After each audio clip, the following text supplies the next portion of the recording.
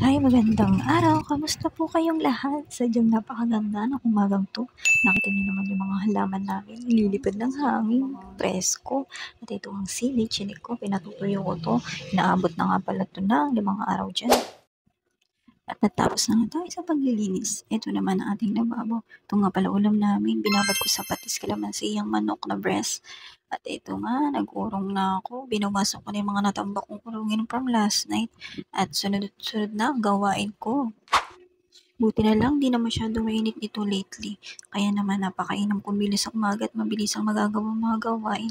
Nagpunas-punas na rin nga pala ako nito malapit sa may TV at cabinet. At ito nga, nilinis ko na rin yung aming stove at marami ng dumi. Pero mamaya magdumi na naman yan. Pagluluto. At dahil nga sinipag ako, eto nga. At tinanggal ko yung mga laman ng aming dish drainer. I-schedule ko na nga yung linisin. Pag naisipan ko lang baga talaga, tsaka ako sinisipag maglinis, ay nililinis ko na talagang tuluyan at makakalimutan ko na naman, lilipasan na mga araw at hindi ko na naman magagawa. Kaya ito nga, ginawa ko na nga, pinunasan ko rin nga pala yung pinaglagyan ng drain. Inamay ko na rin nga palang punasan tong aking area na lagayan ko ng mga anik-anik ko. Meron nga pala akong honey, sator, aking kape, at ibang anik-anik katulad ng candy at yung mga tsako. Meron akong ginger powder, turmeric powder, and all. At matapos yan, ayan, okay, nandiyan din nga pala yung vitamins ko, baso, wallet, at lagayan ko ng kape.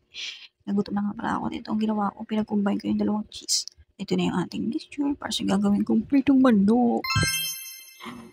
At nagkakaubusan na nga ng ulam. Wala na laman ng ref. Monday pa mamamalengke at ito na nga siya. Nalagay ko na sa ating butter.